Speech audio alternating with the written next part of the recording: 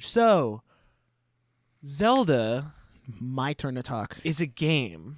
Tell me about that. Zelda is a game. It is, in fact, a game.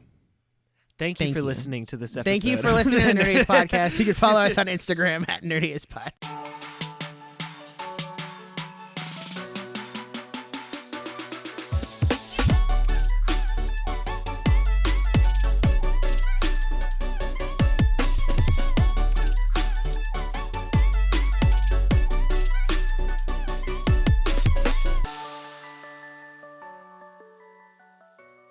Hello and welcome to the Nerdiest Podcast, the show where nerds talk about nerdy things. I'm one of your hosts, Mr. Nick Barrett, and as always, I'm joined by my co-host, Mr. Jackson Glass. And today, we're going to be talking about the live-action Zelda movie that is happening. It's not a rumor. It's not, we're just making this up. It is actually happening. It is in production. So we're going to be going over all of the things. We're going to be talking about the director, the writer, the producer, why the combination of those three is kind of scary and doesn't really have us completely convinced. We're also going to go over some fan casting for who we think should play some of the characters. And aside from that, we do have like some news because, you know, stuff's been going on this week, some talking points.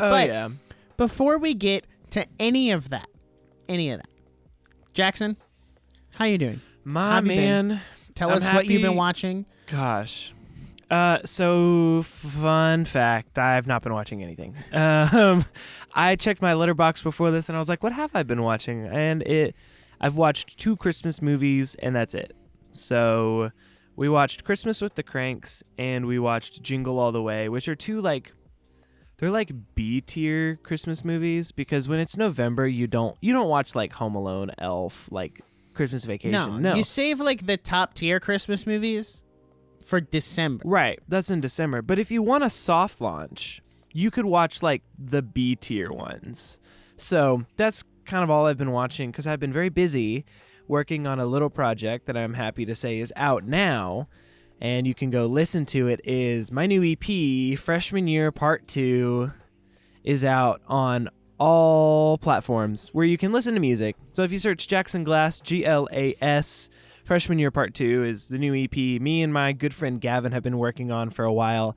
And it's a continuation of our first EP, Freshman Year Part 1. So if you have not heard that, go listen to it. Highly recommend. We worked really hard on it and I'm super proud of it.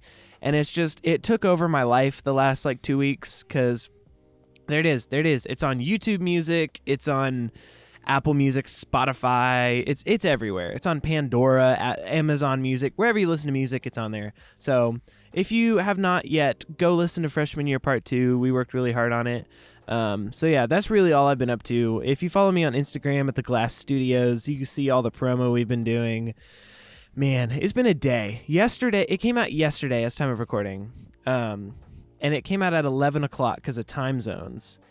And I woke up that day and I had class at 8, and the first time I slept through my alarm in over a year. It was the first time that an alarm went off and I just shut it off. My body rejected it.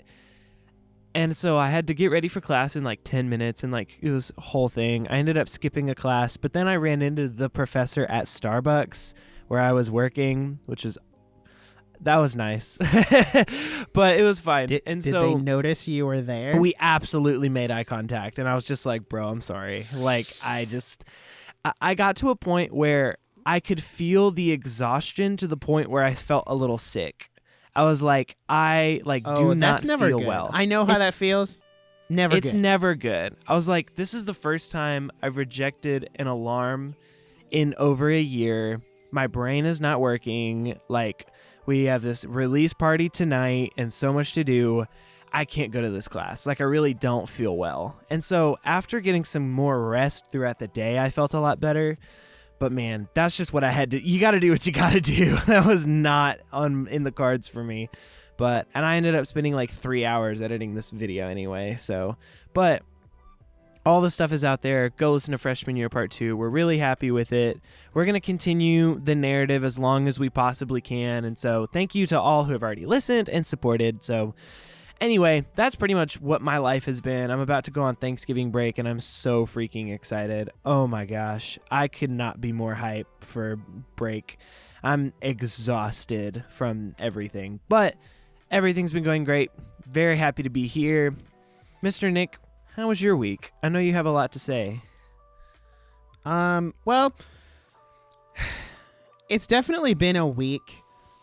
I talked a little bit last week about how I was just really tired, and I had been doing a lot, and we had a lot of great conversations last weekend about the podcast and where we want that content to go.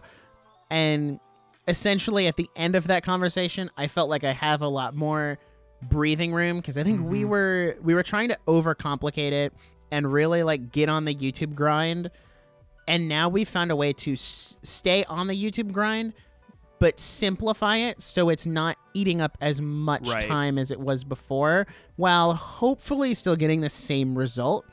So I've had a lot more free time this week, because in making YouTube content, like, you got to script it, you got to thumbnail, record, edit, like the whole 9 yards. Whereas now it's like, okay, let's just put podcast content on the YouTube channel, like clips and shorts and episodes. And with that, like, we sit here and it's all being recorded right now. And the editing part never takes nearly as long as like scripting or recording. So if you're looking to start a YouTube channel, there's a fun fact for you. Scripting and recording and even like making thumbnails is, I'd argue, 75% of what goes into making a video. Yes. The 25% of like editing time-wise is never as much as scripting and recording. So with all of that off my plate, I've had a lot more free time this week to like play Fortnite with some coworkers, just kind of have a chill night where I could just do nothing and watch anime. Like, that has been really helpful. Outside of all that, though, something, and I'm going to like talk about this a little bit more, is I've said it for months now. My Disney Plus is at the end of its rope. It literally expires, as of time of recording, 2 days from now. It expires on Sunday. So by the time this episode's out, I will no longer have access to Disney Plus, unless I just steal it from Jackson, which is probably what's going to end up happening anyway. Yeah. His chains are broken. He is free. Yeah, I am free. What's that image people put on Twitter of the guy with the chains? And the chains and like broken chains. He's like, I canceled my Disney Plus. I'm free. So in that, I knew it was coming. So I decided, you know what? I have that one coworker who like will not get out of my ear about how good Loki season 2 is. And I was like, okay, only 6 episodes. I'll watch it. So I watched it. I didn't go in expecting much. I had heard like a couple people talk about it on Twitter, and a couple people like my coworker who were like, oh, it's really good. So I was like, okay, well, I guess it's going to be good. So I watched the first episode. Oh my gosh, it is. I forgot that Marvel could be good. Like, with everything that's come out recently, I was like, oh, Marvel is just automatically bad, except for like Guardians 3. And Loki was just good. Like, it was really well shot, really well directed. The cinematography was insane. The writing was actually somewhat consistent, which is nice. And the vibes were there. So like episode 1, and I'm going to stay pretty spoiler free because I'm gonna Jackson watch it. hasn't seen it, and I don't want to spoil it for him. But episode 1 picks up right where season 1 left off. And there's kind of like an initial problem that they have to solve, which they solve in that episode, and then they set up the next thing. And then you go to the next episode, and like it's kind of just this quest to get to the end.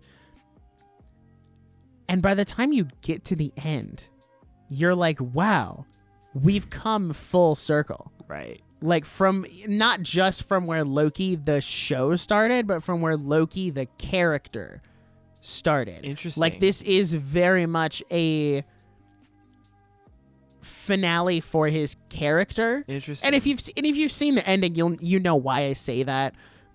And it feels like he is done, which I know Tom Hiddleston was like, I'm never gonna say no to playing Loki because I've done that twice. Or not no. I'm never gonna say this is the last time I play Loki. I've said that twice, and now we're here. Right. So do you think this he's is like at a point it? where he's like, I don't know. It's hard And to say. I can't say too much Yeah. without spoiling it because the ending is such a big shift. Yeah. And it is such a big change. Yeah. And I really like what they did because there are some shots which it's so hard to talk about. I'll just say yeah. it's not really a spoiler, but there's like this whole thing with the branch timelines and Right. what it's like, and they talk about this temporal loom, and that's how that's what all the timelines are going through to be condensed into one, because you think that's what a loom does. Right. Is it takes all these loose strands, ties them together, and turns it into one. Right. So that's the main focus, is fixing the temporal loom, because now that Kang's not in control, as per the end of season 1, it's kind of going crazy. But the really interesting thing is, at a certain point, the loom hits a capacity, and those branch timelines start to fade away and break off because they just don't fit. Right. And the way they visually show that is everything getting unraveled and turning into like stringy spaghetti. And I didn't Interesting. recognize it until episode 4 that is supposed to be like it coming undone. Like it's taking what the loom tied together and undoing it. That's and it's so really, interesting. there are some really creative shots utilizing that idea and that concept, and it's just so cool. Also, I think it's episode 3, which is 1883 or something. It's when they go to Chicago, and that, oh my gosh, might be my favorite episode of season 2. Okay.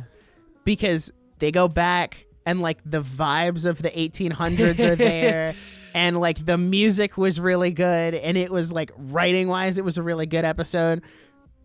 So overall, there's also some That's so interesting. big reveals That's that so I think you're gonna interesting. watch it and be so like, whoa. I might watch it over break. I don't know. I feel like everyone that has watched it says it's really good, but no one is watching it.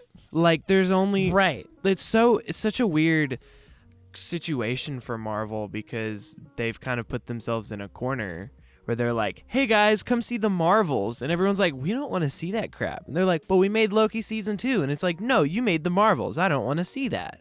But like Loki is good.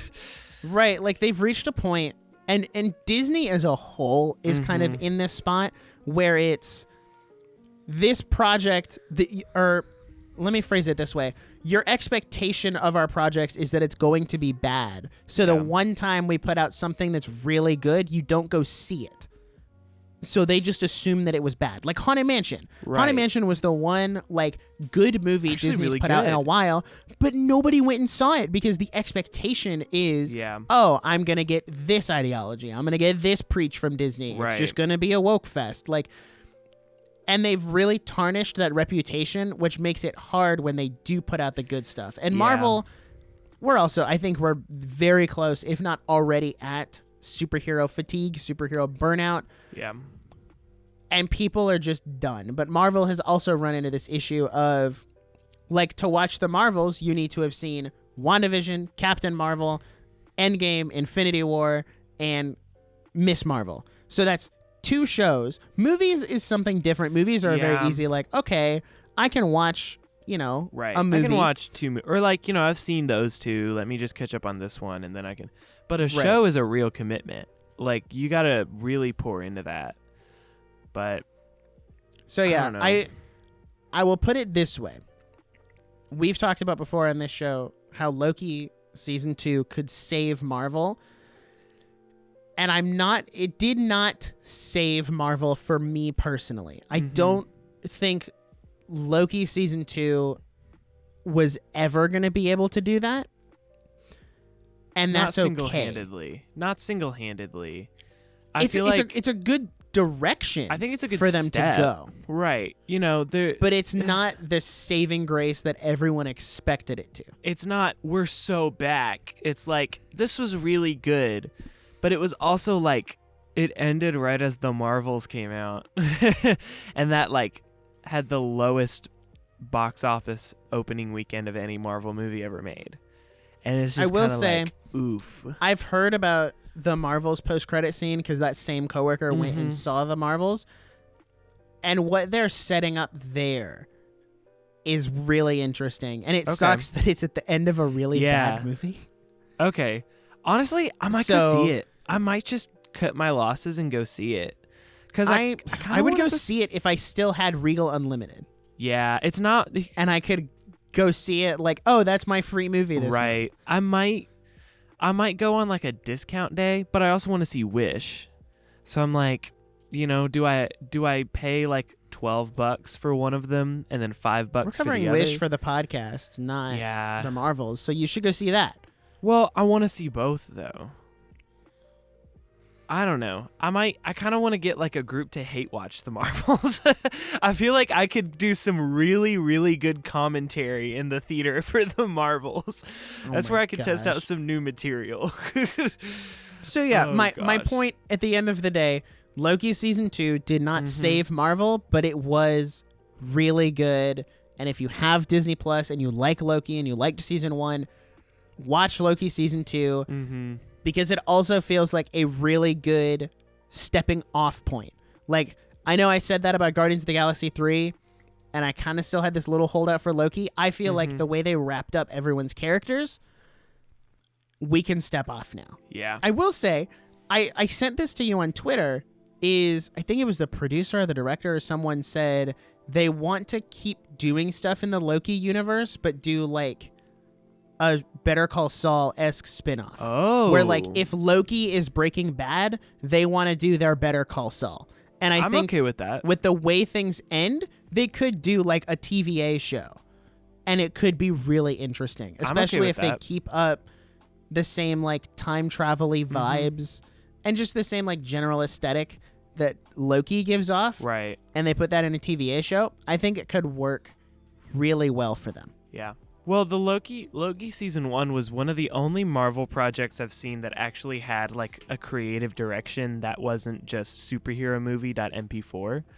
And so I really, really like what they've done. And I'm going to go back and watch season 2 hopefully next week. But that's what's up. That's good stuff. So a little bit of news that this is big. This is big, guys.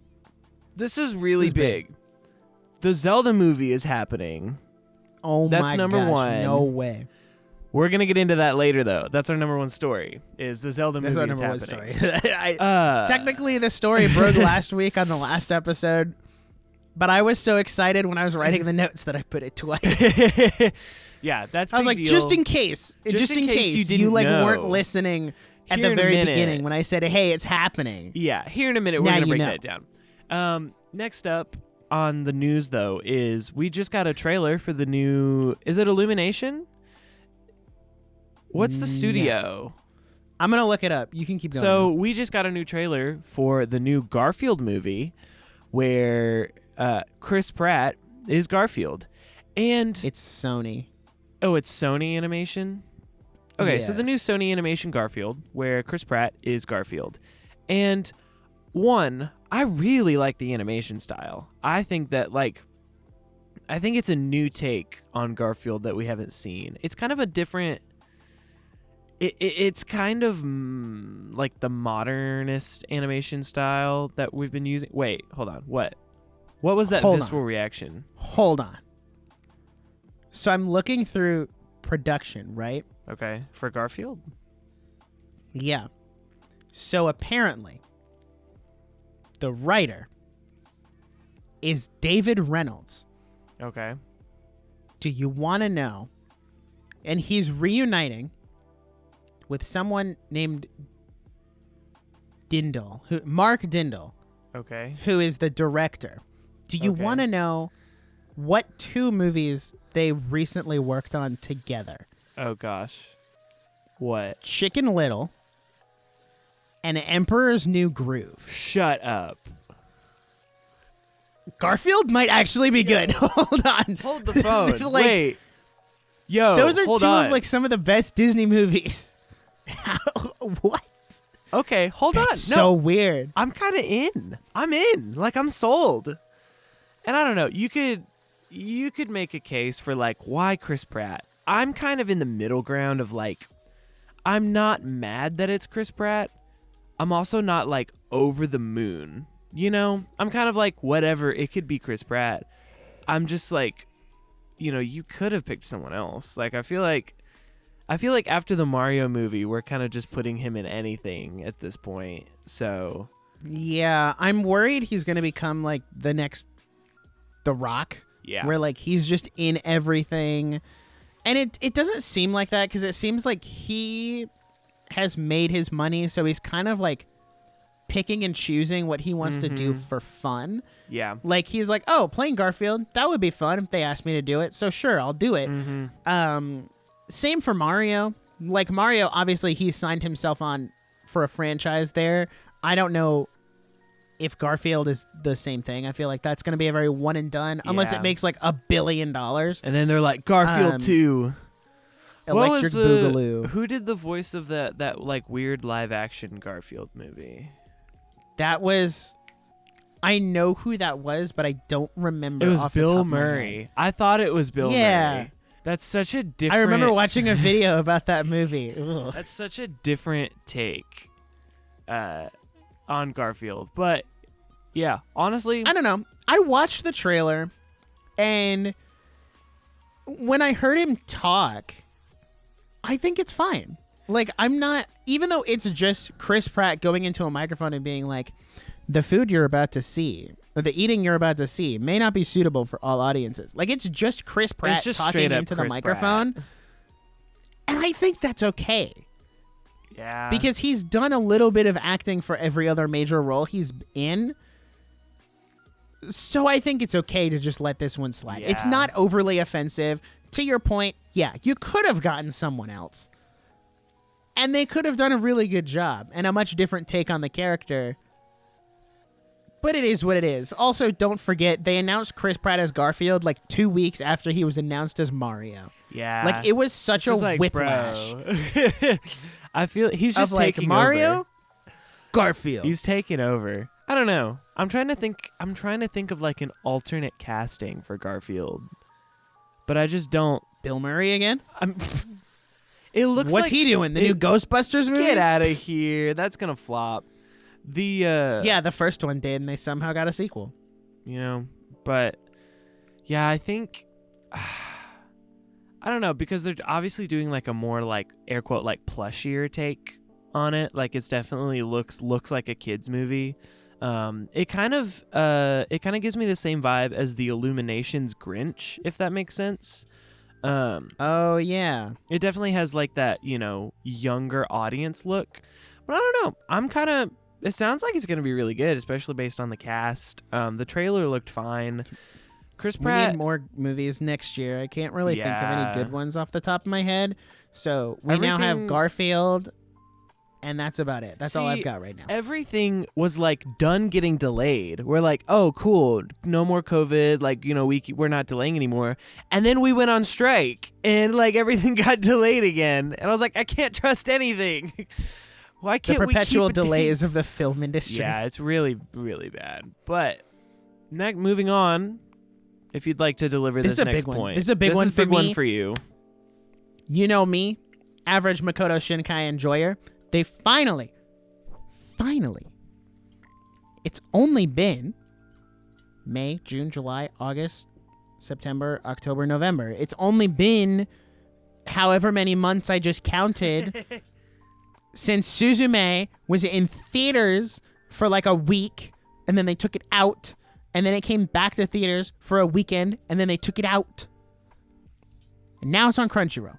Let's go. Which is very exciting, because I've wanted to rewatch it and listen to the dub, because I went and saw it subbed originally. I've also just wanted to rewatch it, because I don't know. I'm a Makoto Shinkai enjoyer, right. So like would have been nice. Would have been nice to have this like a couple weeks ago. Could have been my 100th movie. Could have, you know, but weathered with you and Suzume back to back. You know, but who's to say? So it's on Crunchyroll. That's great.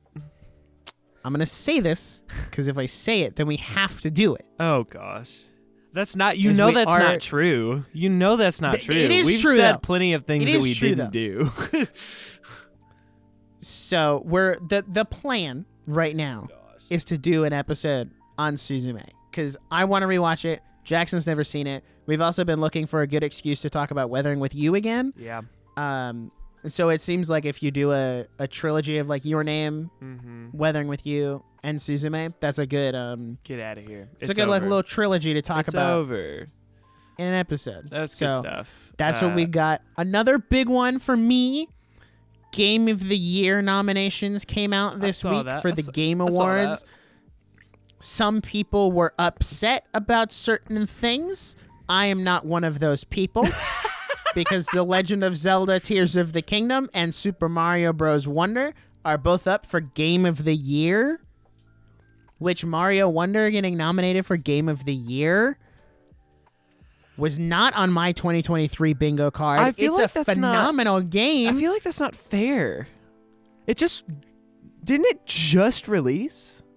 Yeah, but Spider-Man 2 is also up there, and they dropped on the same day. But also, so I also feel like Spider-Man 2 low-key deserved a nomination. Like, I don't know. I feel like... No. Yes, it did. No. Yes, it did. No, it didn't. No, it didn't. Do you know why? Why? Because that game released in this, like, buggy, glitches everywhere, not really a great continuation of the first game, so I've heard from multiple people who have played the game. Yeah. Whereas Mario Wonder, perfect day one, no DLC, no patches, no nothing. It's been out for a month. It's still on version 1.0.0. Here's what's so funny. They've not ushered a single update because it's done. It's a finished game on the cartridge that goes in the Nintendo Switch family of systems. I feel like this isn't really a valid conversation because neither of us have played Spider-Man.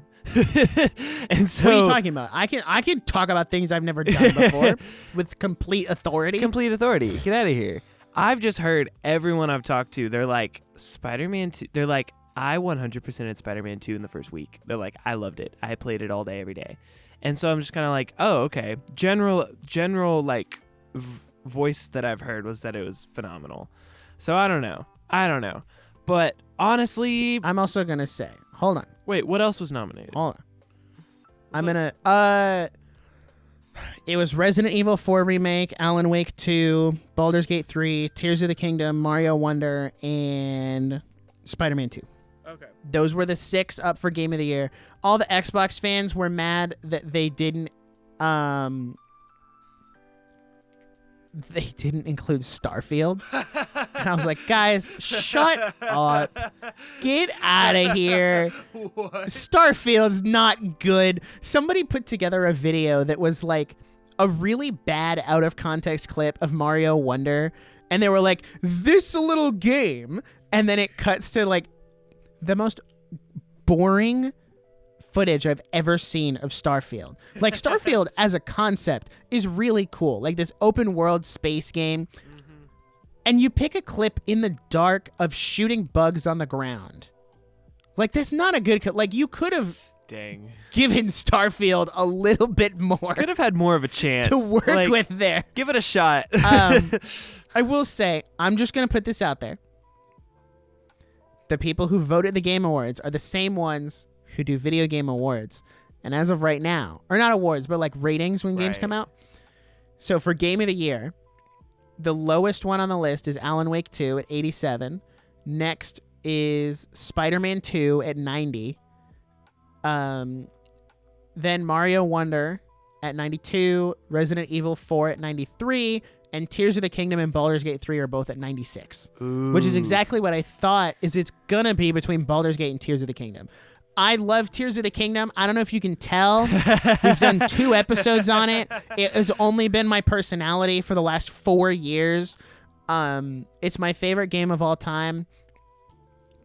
But honestly, if it doesn't win, I'm not going to be upset because at the end of the day, either way, if it wins or it loses, we still get to hear the Game Awards orchestra do something from Zelda on stage. So that, in and of itself, is cool. Do I think Tears of the Kingdom deserves to win over Baldur's Gate? Absolutely, because it's probably a better game. I've never played Baldur's Gate. Is it bad that I just Googled Baldur's Gate? I have no idea what that is. I've never heard of that in my life. It's really just D&D, the video game. Oh. Like, that's it. It's actually just D&D, the video game. I mean, I'm sure it's but good. But Tears if of it the got Kingdom has nominated. also been praised by developers, people who work in the industry, not just the fans who have biases. Yeah. So I feel like Tears of the Kingdom is, and like, guys, I don't know, Tears of the Kingdom is being used in college classes to teach engineering. So is Baldur's Gate doing that? I don't think so. I think like, Tears of the Kingdom is going to win Game of the Year, but that's I feel like just completely unbiased. Like, if I try to think of an objectively about this, I feel like Tears of the Kingdom should.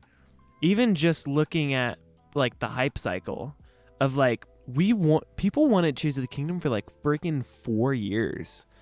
And it's like, Nobody heard about Baldur's Gate till it came out this year. How do you not give it Game of the Year after, like, I don't know. I don't know. I feel like it deserves it. We'll see what happens. Also, there is a trend of games that win most anticipated the year before then show up. Yeah. And if they actually meet the anticipation, will then win Game of the Year. Because in 2021, Elden Ring won most anticipated. Mm-hmm. And then it won Game of the Year 2022. Last year, Tears of the Kingdom won most anticipated.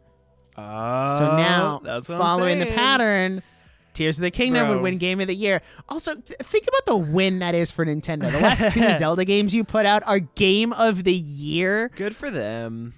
I feel like good for them. Here's the thing.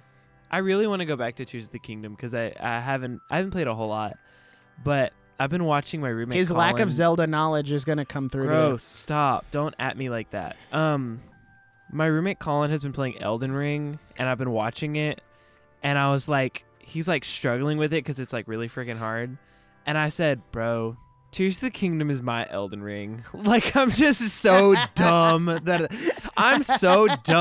Tears of the Kingdom is like the level of Elden Ring for me, just because I'm dumb. It's not that hard. It's not that skill hard. issue. It is TBH. just genuinely a skill issue. I just suck at it. Oh, gosh. That sounds like a personal problem. It is. Shifting maybe off of get that. better. Shifting off of that. Get good. Oh, one more thing about the Game Awards go before for we it. move to the next Yep. thing. The Mario movie is up for Best Adaptation, I'm into that. and I think it's gonna win. It's either gonna be, I don't even remember what was nominated. It was like the Castlevania anime, something else. Hold on, I can find it in the 30 seconds it's gonna take me to. Nope, that's. I feel not like what I was looking for. I don't know. I don't know if you can do highest grossing movie of the year and not win Best Adaptation. Yeah, you know what I'm saying? Like, Let me see. that's- Where is it? I don't know. We'll see. Because even if it wasn't oh like my gosh, where is it? the most like There 10 it out is. of 10 movie ever, the audience received it well. All right. So, So, it is Twisted Metal, okay. Gran heard- Turismo, What? Castlevania, The Last of Us, and the Mario movie. Oh, but The Last of Us. It's going to be either The Last of Us or the Mario movie. Dude. I heard Twisted Metal wasn't good.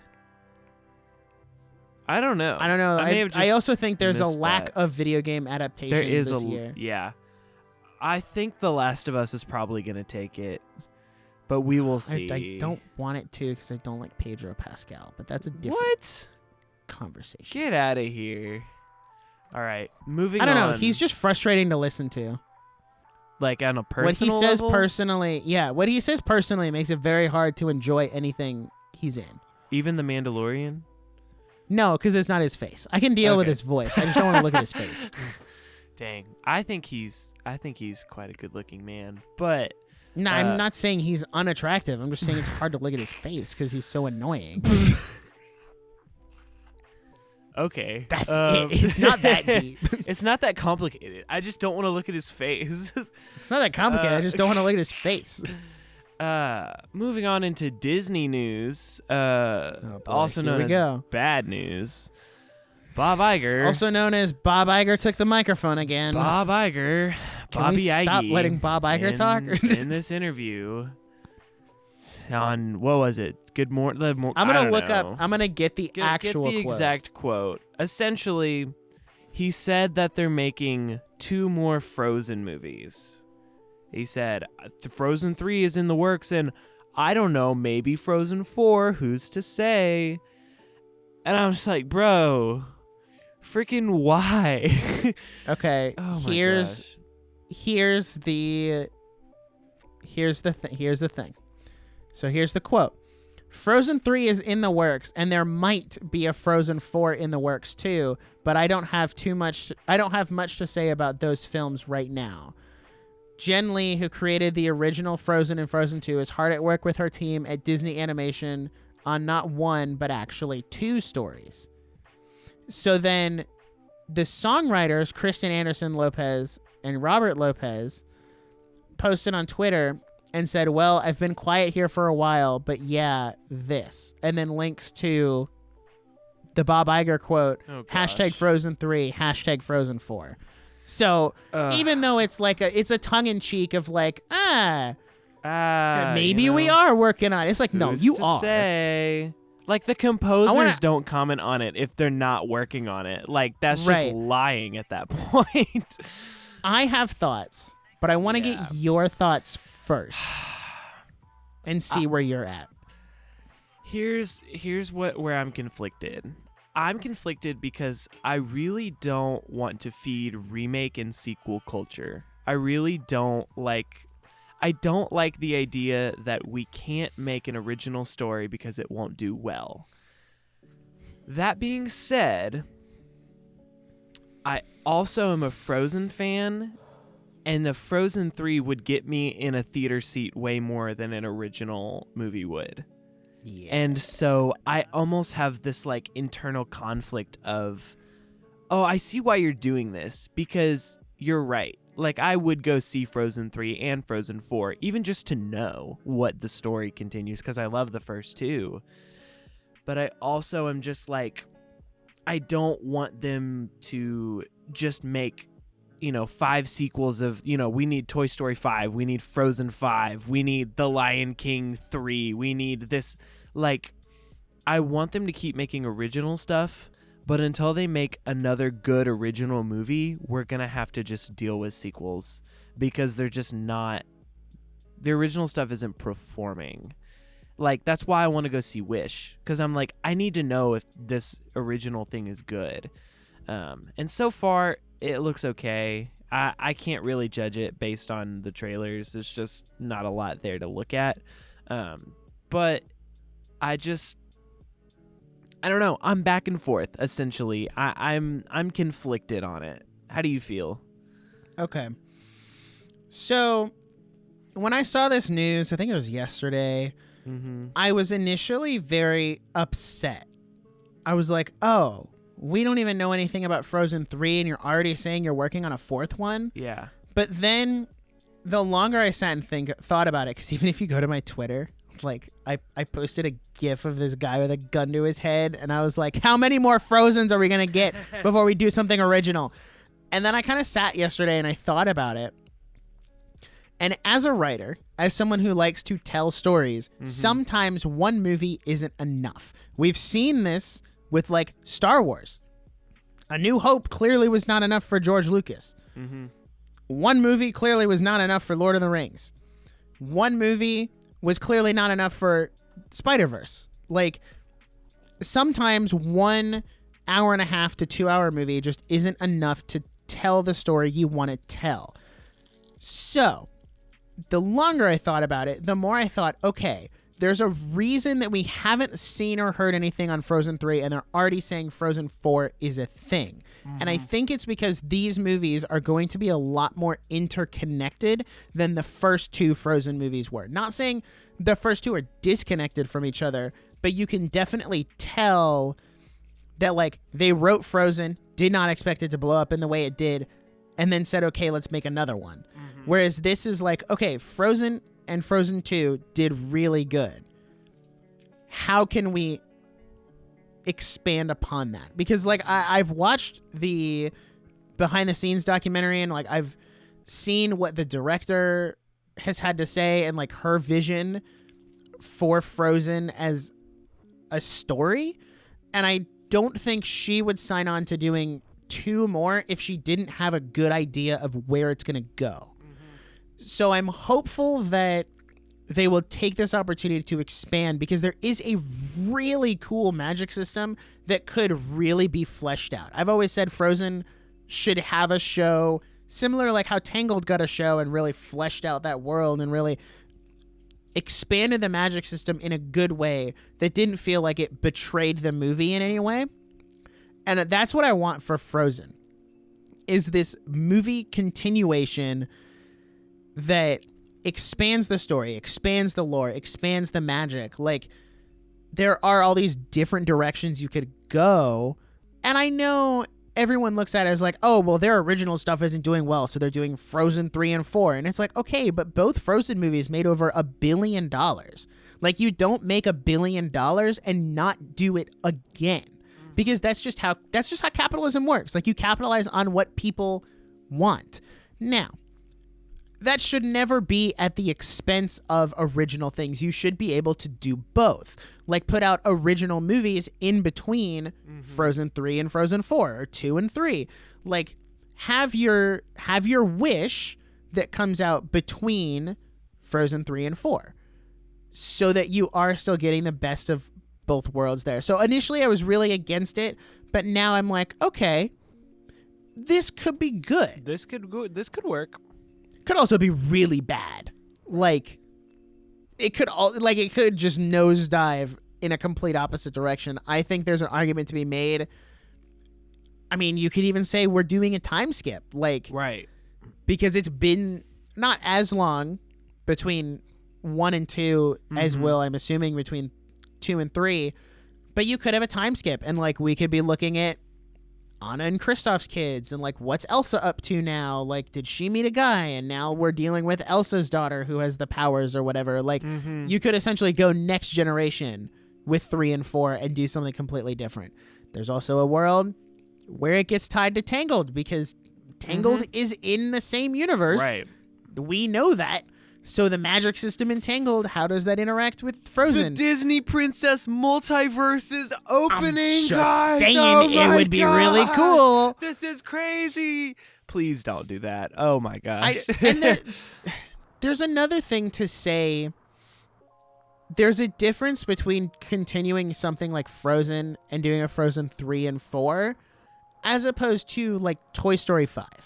Toy Story is a franchise that has been ended twice.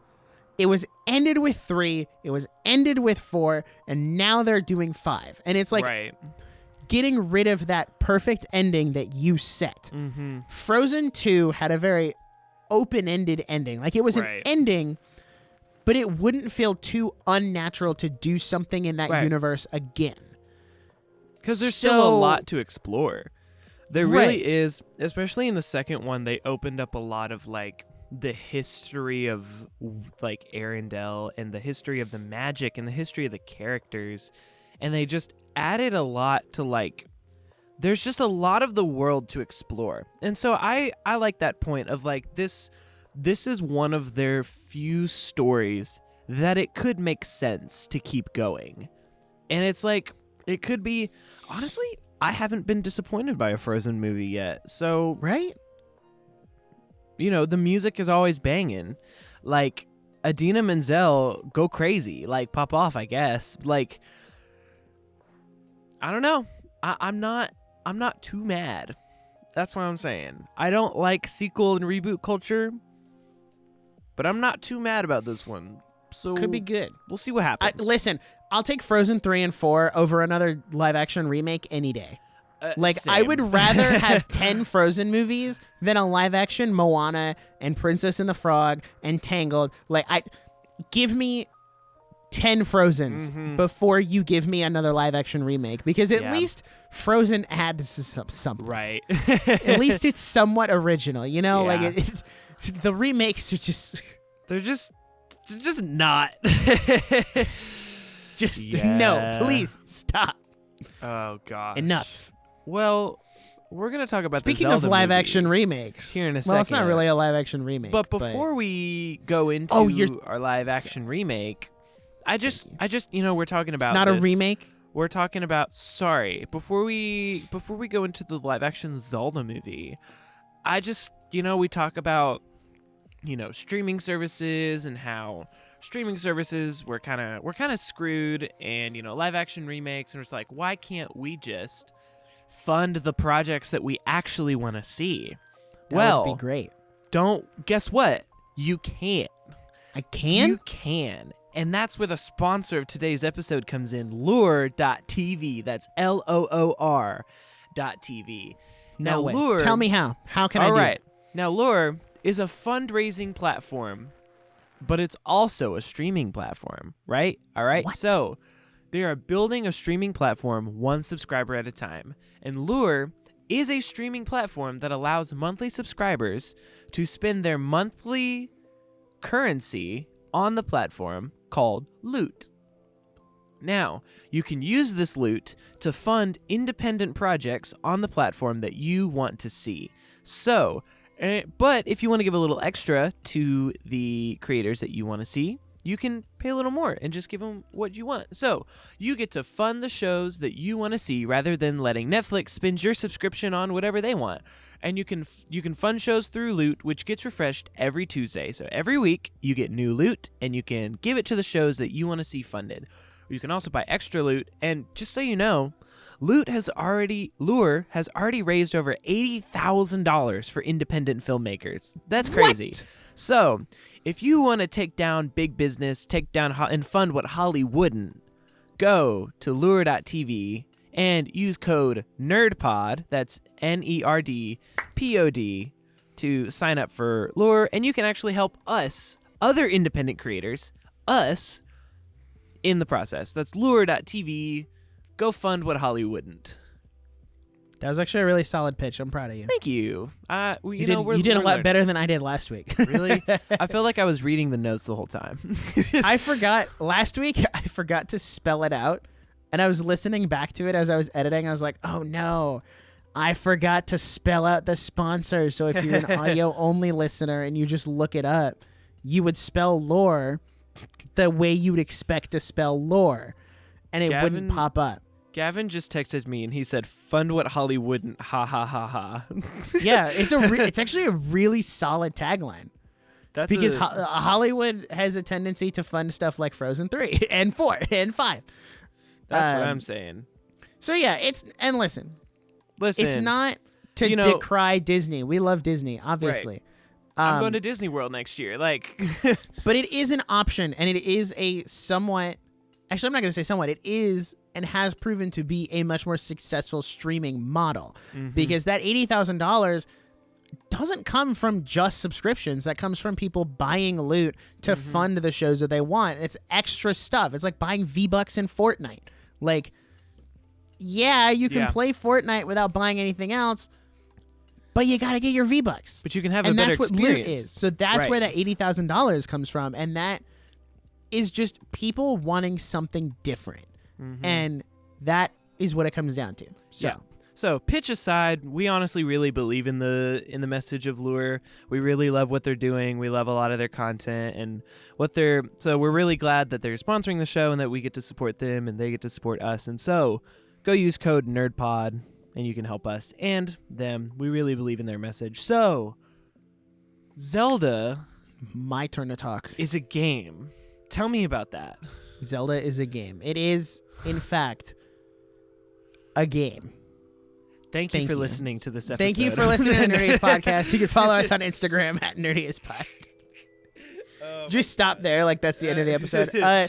So, we've talked about the Zelda movie rumors for a while. And that's crazy because we did our Tears of the Kingdom episode in June, and we talked about it was rumored Illumination was doing an animated Zelda movie, which was really exciting. And then a couple months ago, I don't remember what episode it was on because it wasn't a main topic, we talked about the rumor that Universal was pitching and going to do a live-action Zelda movie. It was then announced a week ago, 2 weeks ago, maybe by the time this episode comes out, which Nintendo just announced it out of nowhere, that they are doing a live-action Zelda movie with Sony, Mm-hmm. not Universal. So interesting. Which means Universal pitched something to them and they didn't like it. And whatever Sony and the other people involved pitched was a lot better and obviously sold Nintendo because that's who they went with. So, little backstory here before we jump into like all of our speculation. The Zelda movie, as we've said, is happening. Going to be live action instead of animated, which initially I was like, oh, but I wanted it to be animated. But I have a caveat there that I'm going to loop back around to in a minute. Miyamoto is working on the movie, which should reassure a lot of people. Because in the past, they've just kind of handed it off and said, go do whatever. But now, Miyamoto, who worked very closely on the Mario movie, and everyone liked that, is now working on the Zelda movie. So, that should assuage some of our fears. But Miyamoto is working with Avi Arad, who is a American film producer. Mm-hmm. Apparently, he's been working on this film with him for about 10 years. Like, just kind of casually in the background, working on workshopping this film. That's insane. For the last 10 years. So, that's insane. They've been working on this since 2013. So, that's pre-Breath of the Wild. They've been working on this That's film. insane. So, according to the original Nintendo tweet, production just started. So, I'd say at earliest, we're sitting in theaters to see this 2025, 2026. Mm-hmm. Someone did point out that 2026 is the 40th anniversary of Zelda. Ooh. So, I would say they're probably eyeing a 2026 date. That gives them 3 years. Yeah. Well, really 2. Really 2. But I'm not going to think about depends that. on the year. Depends on when in the year. 2 years, which, the usual turnaround time for a live-action film is a lot quicker than an animated one. So it's not unrealistic to say 2026. Co-produced by Nintendo and Sony Pictures Entertainment, Nintendo wanted everyone to know that they financed more than 50% of the movie, which has led to some interesting speculation that maybe they didn't with the Mario movie. Oh. And that's why they're being so specific. About we financed more than 50% of this movie. That's I don't know. Interesting. Unsubstantiated rumor, just a thought. Let's get into the... This is an interesting thing. Before we move on, what does this look like for the future of Universal and Nintendo? I don't think it changes anything. So do you think they just wanted to give them Mario? And we're like, what does that look like? Because now they're split between 2 studios. I think at the end of the day, see, here's the thing. Universal and Sony work a lot closer than you think. It's not like we're giving it to Disney. Right. Like Disney and Universal. It's not a competitor necessarily. No. It's just a different branch. It's really just the whole film industry against Disney. Like, that's what it's devolved to at this point, because Disney has Fox and Lucasfilm and Marvel and all this other stuff. Yeah. So I don't think it really changes anything. Obviously, they're still building parks at Universal. They're very clearly going to make a Mario movie 2, a Donkey Kong movie, Luigi's Mansion. Like, they're going to keep going with these animated movies. I just think they probably looked at Universal's track record of live-action movies and Sony's track record of live-action movies and said, yeah, we're going to give Sony a shot on this one. I think that's based. I think that's a good choice. So let's dive into the people who are working on this movie, because this is all we have to go on at this point. We don't have a synopsis. We don't have a cast. We don't have nothing. Well, there's an IMDb synopsis. Oh, you're so right. Let me read the IMDb synopsis. We need to read the IMDb synopsis, all right? This is big. This is big. So, the storyline as per IMDb. Okay, a live-action adaptation of the hit video game series, The Legend of Zelda. Whoa. All right. So we're going to have to redo all of our notes. All right, guys. So, let's take another 3 hours to break down that synopsis. So, okay. A hit video game series. Let's break down what hit means. Well, I mean, this is just every Zelda YouTuber ever. I'm just going to say, Tears of the Kingdom and Breath of the Wild sales combined have sold more than the entire rest of the franchise. Yeah. Combined. Like, between those two games, they're at 50 million copies. Because Tears of the Kingdom just hit 19 and Breath of the Wild is at 31 million. That's crazy. So, but we'll come back to those influential games We'll in a come minute. back. Anywho. So, the people who are working on this movie, Shigeru Miyamoto, obviously, created Zelda. The man, the myth, the legend, the guy who created Zelda is working on this movie. Also worked on the Mario movie. Now, Avi Arad, these are my notes from 2 weeks ago, is a film producer and CEO of Marvel Entertainment. He is known for, and I kind of just picked some of the most recent stuff from his IMDb, known for Into, Across, and Beyond the Spider-Verse, which are really good. Those are great. Uncharted, which is a video game movie, a live-action adaptation. It was okay. Venom 1 and 2, which were okay. We're okay. The MCU Spider-Man trilogy, which was good Which until one is, the end. Oh, so Tom Holland. Yeah, so he did so Tom. it's the He's Tom Holland. actually produced all of the Spider-Man movies, or all of the big three: Tobey Maguire, Andrew Garfield, Wow. Tom Holland. He's had an influence on all of them. Okay. I can get behind that. He also worked on Morbius. Oh, We can't- no. We can't It's deny over. that. It's over. It's So, over. It's Morbin time. It's over.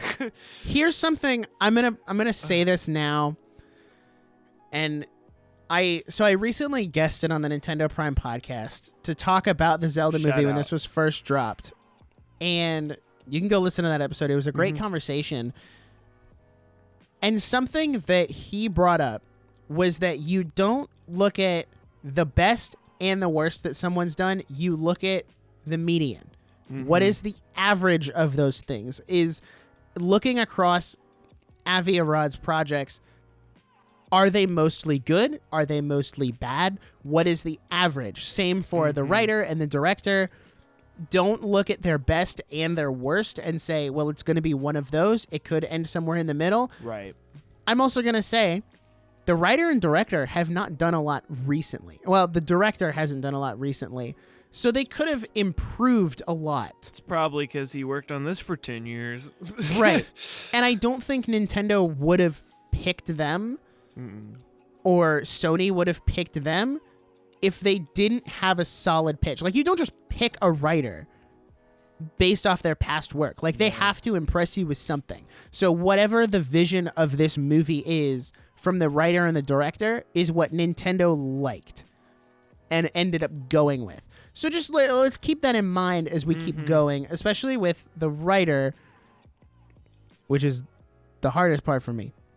Yeah, this isn't... It's not looking hot, but I see the potential. Derek Connolly is set to write. Now, the name might not sound familiar to you. Didn't to me until I went to his IMDb page. He's known for all three of the Jurassic World movies. Jurassic World. Not Park. World. Like The Chris ones Pratt. with Chris Pratt. Chris Pratt as Link is happening, guys. It's happening. So here's the thing, is Jurassic World is pretty hit or miss. We talked about this on our episode a year and a half ago. Yeah. Oh my gosh. Lord have mercy. Oh my goodness. The third one was pretty bad. It was really awful. The first one was good. It was The second okay. one was mediocre at best. The second one is okay. And then the third one was not great. He's also worked on Detective Pikachu, which is another Nintendo That's a good live video action game movie. adaptation, Yeah. so that's a win. He also worked Bro. on Kong Skull Island, Can I just say, which I watched this year, and that was really good. Kong Skull Island is one of the most underrated movies out there, in my opinion. I think, like, that is one of the better, like, just action movies I've seen in the last, 10 years. Like, that movie is really underrated. So that gives me a little hope. And then you put this next one on here, and I'm like, it's over. It's Jover. Okay, let me give you a caveat for this one. So he did work on The Rise of Skywalker, which I know everyone's like, oh my gosh, he worked on Rise of Skywalker. Something that was pointed out to me is that he worked on Colin Trevorrow's Rise of Skywalker, not the one that hit theaters, not the J.J. Abrams one.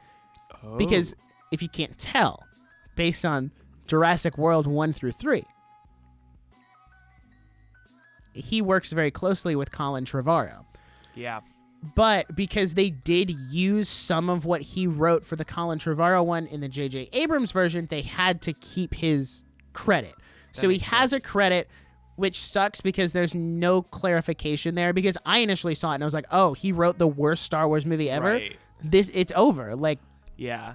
But then I don't actually know like which part of it he wrote. Like, we don't know what was his. And That's what was hard. not. That's really his. hard. So, and I mean, That's hard. I've skimmed through the leaked script for Duel of the Fates, which was Colin Trevorrow's episode 9, and it was a much better follow-up to Last Jedi than The Rise of Skywalker was. So, there were a lot of good concepts present there. So I think, and overall, generally speaking, I'm going to go into this with an open mind and cautiously optimistic because I love Zelda. And while I'm not a huge fan of live action in general, I think it could be good. I think it could work. I think we need to give the producer and Derek Connolly and Wes Ball, who's directing, which I'll get to that in a second, we need to give them all space to improve. Because while they haven't done a lot, that's kind of what I like, is they're not going with a Steven Spielberg or a Michael Bay or a Wes Anderson. Not that I don't know if Wes Anderson could do a Zelda movie. I think he's a little too eccentric. I would watch a Wes Anderson Zelda movie. So I would get the Criterion collection. I know you would, because Wes Anderson is your Makoto Shinkai. Like, oh my gosh, Wes Anderson Zelda. I've been saying we should give Wes Anderson a big franchise movie forever. Let Wes Anderson do a Star Wars movie, you cowards. Anywho, Wes Ball. Who's that guy? What has he directed? The Maze Runner and Kingdom of the Planet of the Apes. Is Kingdom of the Planet of the Apes out yet? No, it's a 2024 movie. Honestly, the Maze Runner movies aren't awful. I've seen worse, but he's also not my first pick. But like you said, I really like the idea of assembling kind of this team of randos. Like, right, because that's what we always say is like, I want like give someone else a shot. Bunch of randos who have never done it and give them let this be their big break. Like, give them a shot. Like, let them try it. And if it like, sucks, as far as I'm aware, but what's the name of the guy who directed Lord of the Rings? Why am I blanking on his name? Peter Jackson. Did anybody know who Peter Jackson was before Lord of the Rings? I really don't know. I can't answer that confidently. Am I wrong on that? I'm gonna look up. I really can't answer that confidently. I'm gonna look him up. While I do that, yeah, give me some thoughts. I've been talking for a while. You're good. No cast announced yet. We're gonna get into our fan casting in a second. Yeah. How do we feel? Is live action really the best move? Converse. So I feel like I was really, really excited when I heard they were like, "Oh my gosh, we're doing a Zelda movie," and I was like, "Oh my gosh, that's crazy!" And I was talking to people at work about it, and then they were like, "Oh no, it's live action," and I said, "What?" They're like, "Yeah, it's live action." And I think my excitement for this movie dropped by like 25% once I realized that it wasn't animated. Because once I heard that the Spider-Verse, the people that worked on Spider-Verse were doing a Zelda movie, I thought, guys, this is going to go crazy. Can you imagine the animation quality of Across the Spider-Verse, but it's Zelda? Don't set me up for that kind of hope. That would be... Don't do it. That would be like the movie... That'd be insane. That'd be another level. But now that we're doing it in live action, I'm just a little concerned because we've never done that before.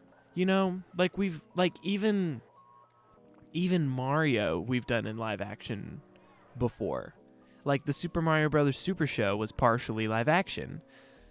We've never done that with Zelda. I feel like you might not be setting yourself up for success by saying, oh, it's live. It's got to be real. It's this and that. But it also this is my opinion on like live action versus animation as a whole, is live action can go really, really well if you don't try to rely on like visual effects. So I feel like this movie could be phenomenal if they do it super practically. If they're like on location in these gorgeous places and they're all in full costume and they build their own Hyrule and it's just gorgeous, like, and it's super well directed, then like what's there to complain about? You know, if it's gorgeous, then how can I complain about that? That's kind of like the same thing as like Lord of the Rings. You know, the animated Lord of the Rings are great, but like the real ones, the real movies where it's just gorgeous landscape, it's all practical, the costumes are super convincing, there's no like reliance, there's not really reliance on VFX and CGI, and then you compare that to The Hobbit, where, you know, the story was kind of stretched out more than it needed to be. There was a lot of visual effects that they tried to make look good. It's not as good. And so I think if the intention is to be like, yeah, we're going to make this a VFX blockbuster, then just do it animated at that point. Why are you taking the time to do it live action if you're going to create the entire movie in the edit room anyway? So I feel like I can't decide if animation or live action is better until we know the true direction and see like a trailer of like, is this going to be a VFX blockbuster or is this going to be super grounded and it's like really like they do like practical fight scenes and like, you know, I don't know. I can't say. My first inclination is animated would be better because Zelda's known for its like various animation styles. But I don't know. Maybe they needed maybe this is what they need to do to separate it from games and say, hey, we're not trying to like do an adaptation of Wind Waker. We're not trying to do, you know, the Breath of the Wild movie. We need it fully separate from that. Maybe that's what has to happen for that to disconnect in an audience member's brain. But I can't really take a stance until I see it. But that's generally how I feel. Where do you land on this? So, I've said it a little bit. I honestly would have loved an animated Zelda movie. I think the art style that Zelda's always tried to go for has never been uber realistic. Because there are games out there like The Witcher that are really realistic, so that's why a live action works, because you're not changing that much. Whereas with Zelda, I'm not going to say it has a cartoony style. There are the games that do have cartoony styles like Wind Waker, Minish Cap, Phantom Hourglass. And those have the cartoony art style, but the games overall have never tried to be this realistic, like Witcher, Skyrim type game. Like, even Uncharted. You know, like Uncharted is not air quote realistic, I guess not, but it's also not cartoony. So, you know, exactly. animated Uncharted wouldn't feel right. I think, to your point, the only way the live action Zelda movie works and looks good is if they essentially make it Lord of the Rings. Because we watched Lord of the Rings for an episode last year, and one of the biggest things we talked about, even for Pirates of the Caribbean, was that they used a lot of practical stuff, and that's what made it feel so timeless. Is all of the orcs in Lord of the Rings were people in makeup and prosthetics and physical costumes to be the orcs. They weren't just a giant army of CGI monsters. And all of their sword fights, very practical. All of the fights, very practical. The locations, practical. They built those sets. They went to those places.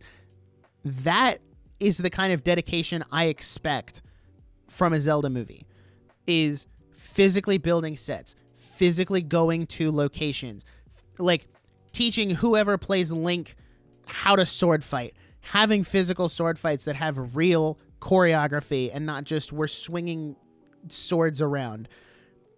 That's what I want and expect from a live action movie, because if you're not going to do animated where you can go really over the top with everything, you got to have it be a lot more grounded and realistic, because to your point, if it's just going to be a VFX showcase, just make it animated at that point. Yeah. Because there's no point in having a live action side to it. Now, I do think they're going live action because they don't want it to come off as a kiddie movie. Mm-hmm. Because while the Mario movie isn't a kid's movie, it's a family movie, it does have that connotation. And unfortunately, animation does have that stigma of being for a younger audience, a younger demographic, despite the fact that anime, which is animation, it's literally a shortened word for animation, has taken over the world and is not for kids. Live action is the more like adult, mature type thing. And it is reinforcing that stereotype that animation is for kids.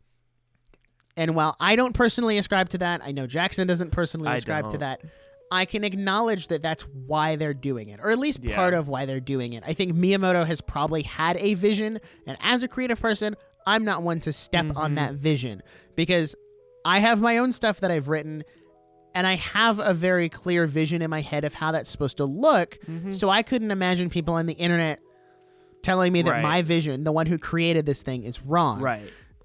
So that's another like shift in my attitude is, who am I to tell the creator of Zelda that his vision for his thing is wrong? Yeah. It is, because I think if Miyamoto wanted an animated movie and told Nintendo I want an animated movie, they would have made it an animated movie. They asked him what he wanted. He says and he jump. chose live action. He says jump, you say how high. Like this is his thing. Yeah, that's a good perspective too. It's just like he's the guy in the chair. Like he's in charge and he knows what he's doing. And so like he obviously has a vision for it. I just really hope it's a good vision, you know? Because there's sometimes creators of stuff like they're like, "Oh, this is just my vision." We're like, "Yeah, but was it a good one?" Like, I don't know about think he has a good vision. I think it's going to come down to the execution. Writer, director, producer, cast. It's going to be on the other people because a good to vision, really make it work. Because a good vision can only take you so far. The magic is in the execution. Like, will they actually get to do that? Will they actually get to go to sets or not? Like, actually go build set, actually go to locations? Like, how will that be executed? And even if you are at those locations, how are you shooting your movie to be honorable to that location? You know, because you can make the worst movie ever in the most beautiful location. You know, location doesn't make a movie. If your script sucks, your movie sucks. So it's just kind of like everyone as a collaborative effort needs to come together. Exactly. Do you have, I don't know if there's enough to comment on this. Do you have any guess on what kind of a budget this would get? No. You think? But I think Nintendo saw the Mario movie made a lot of money. So I think now they're more willing to put more money behind it. Yeah. I know the typical Marvel movie has what, 200 to 250 million thrown behind it. I think I could see Nintendo putting a similar budget behind a movie like this. Price for the Marvels. Hold on. Especially if they want to do more practical stuff. Like, what was the budget for Lord of the Rings? Oof. So the budget, dang. The budget for the Marvels was $270 million. In addition to the production expense of $130 million. Okay, so that sucks. This is different. So it's bundling all three movies together for Lord of the Rings, but they spent about $500 million on all three Lord of the Rings movies. I mean, and that's because it says 281. but then it adjusts to like equivalent to 494 million in 2022. Oh, today. Right. Because so like they did the conversion because these were in 2001. Like money got you a lot farther back then. Yeah. I'm looking at on Google right now. It says that they all costed about 94 million each, which feels I could see Nintendo putting like 100 to 150 million behind the movie, because 94 million in 2001 would get you what about 150 or 60 would get you now in 2023. based on the conversion rate there. Right. And I don't think that because that's not an egregious budget either. That's not like No Way Home 250 million. And it's like, bro, Like, come on. You made that with $250 million. And we've seen movies that do stuff really practically. Five Nights at Freddy's have a really low budget because they're doing a lot of stuff practically. Yeah. And not, and that's a low financial risk for a potential high reward. Right. So I don't know. Here's what I am gonna say though. This could look and really like good. we'll do our fan cast last. Yeah. We're gonna save that for last. And my one point I kept alluding to it, and I'm gonna say it before I forget, is the beauty of Zelda and having this be an animated or not animated, a live action movie means that if you still want to do an animated or anime series down the line, you can. Right. Because there are like your Tears of the Kingdom, Breath of the Wild, Skyward Sword, Ocarina of Time that could be like more live action stuff. And then you have your Wind Waker, Phantom Hourglass, Four Swords, Link Between Worlds. Like you do have those more cartoony styles, and you can have both. You can have your live action movie, you can have your anime, and then everyone's happy. And you found these different ways to adapt these characters. Right. Like Sonic. Sonic has video games, animated shows, live action movies, like, and everyone's just kind of cool with that because there are all these different interpretations of this Sonic. character. You know, it's not like I'm not gonna get mad that that Netflix made Sonic Boom when I'm like, but there's a live action version of Sonic actually, so why would you do that? It's like, exactly. Who cares? Also, here's what I'll say is if you want to watch the animated Zelda movie, just Google Breath of the Wild all cutscenes. And there's your animated Tears of the Zelda Kingdom, movie. all cutscenes. There's like, your animated Zelda movie right there, brother. the games are animated movies, so it's okay. You know, Age of Calamity, all cutscenes. You're like, man, this story sucks. Here's my question though. Okay.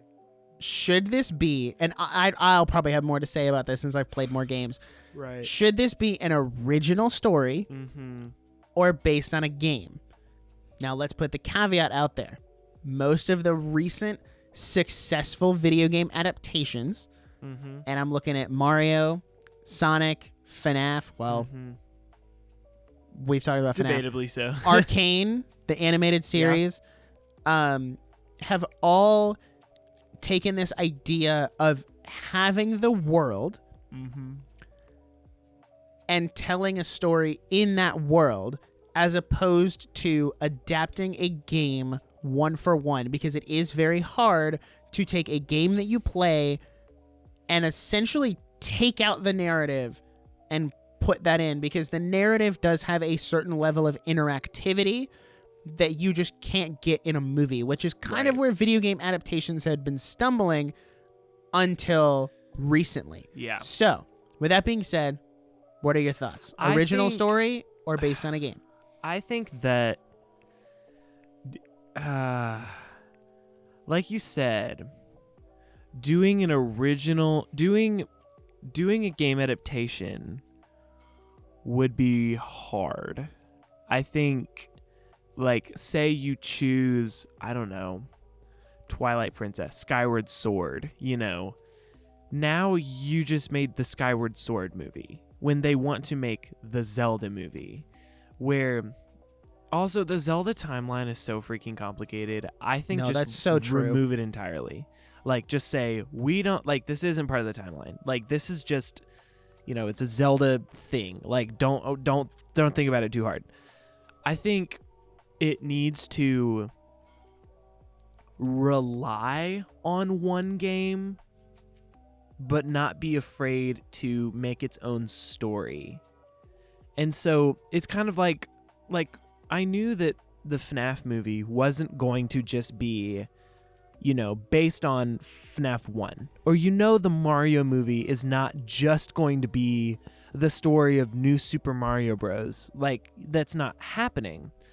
But I also think that something that FNAF and Mario have in common that I noticed that I didn't like was that I feel like they pulled in too many things and they had to shove everything from every game into it.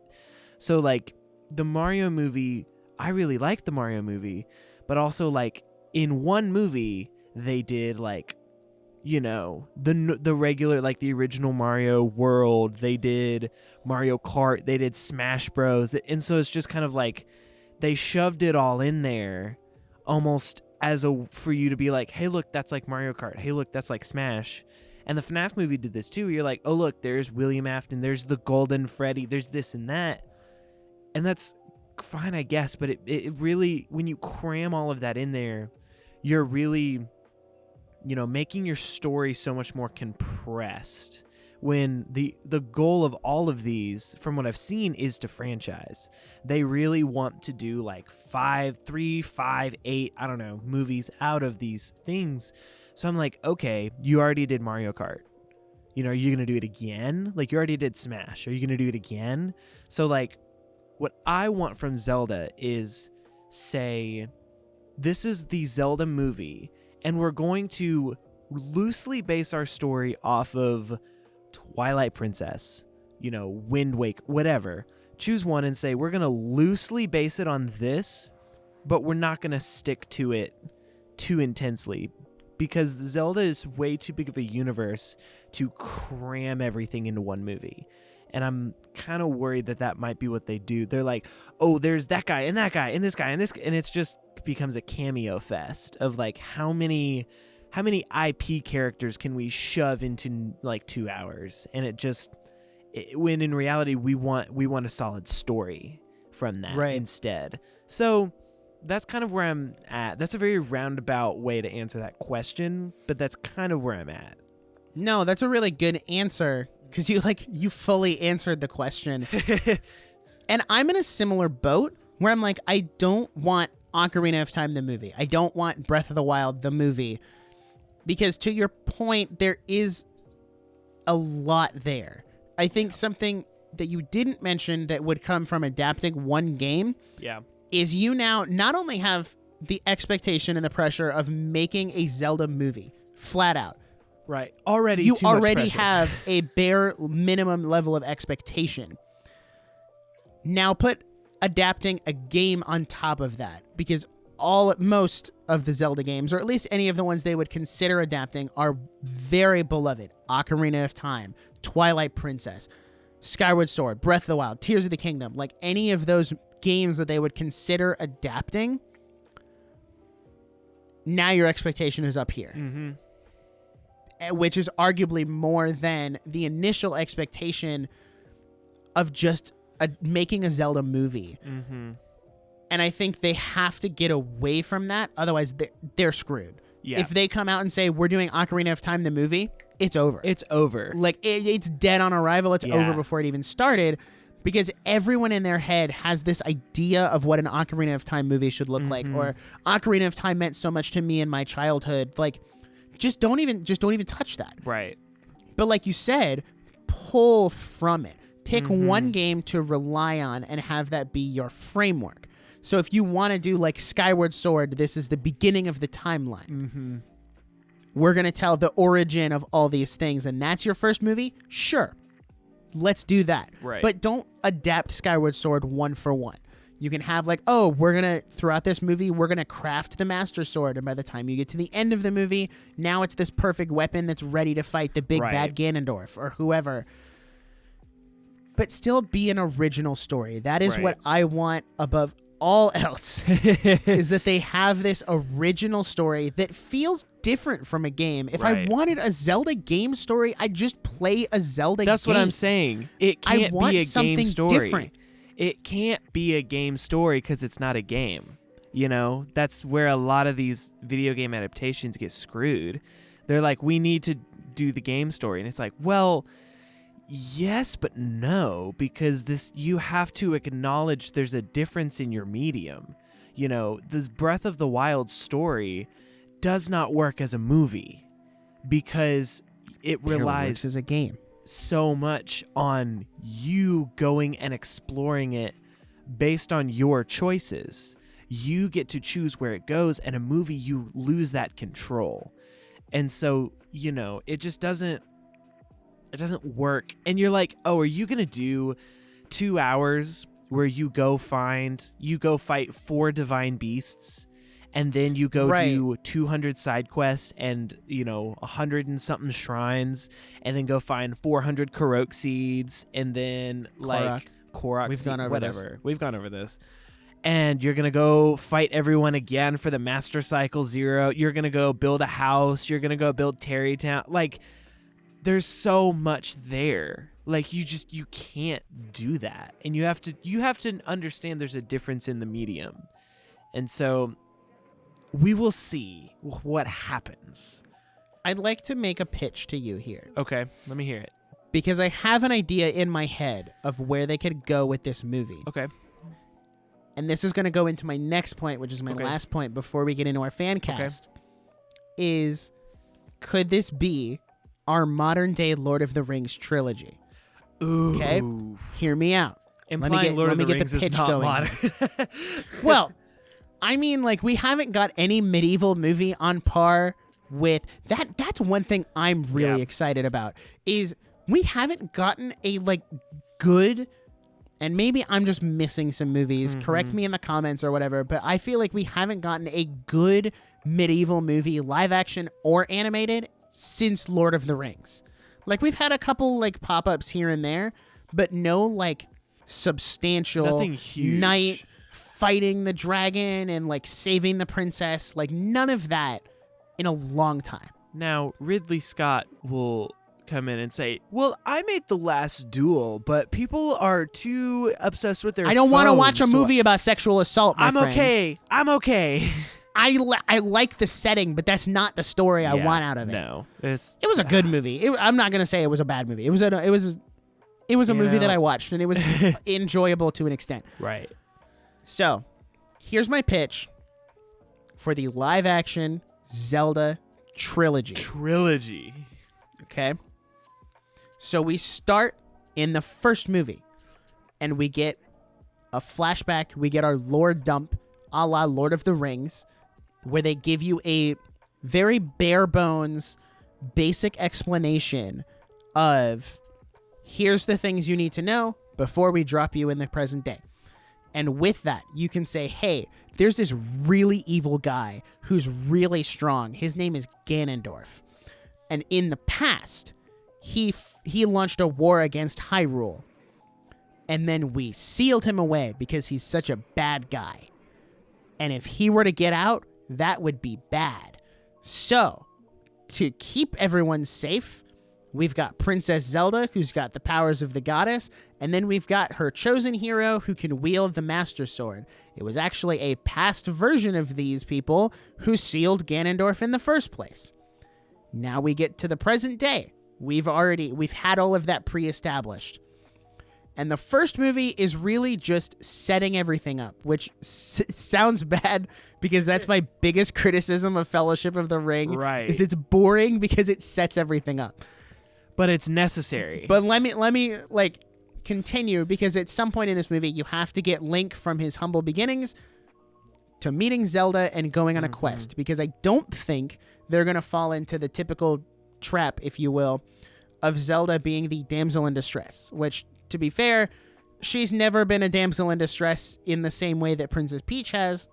Peach not being a damsel in distress is a very new thing. Yeah. Zelda not being a damsel in distress, not a new thing. So I think instead of, because like in Ocarina of Time, Link meets Zelda and she's like, all right, now go do this thing. And then he goes. I think Zelda is going to come with us on this quest. She's going to be very involved in the story, which is great, because that's what I love about Breath of the Wild and Tears of the Kingdom Zelda, is she's very involved. She's not just, well, I'm going to stay in the castle while Link goes and does his thing. Like, she's right there with Link, helping him out. They're helping each other on this quest. And I think this quest is going to be to get the Triforce.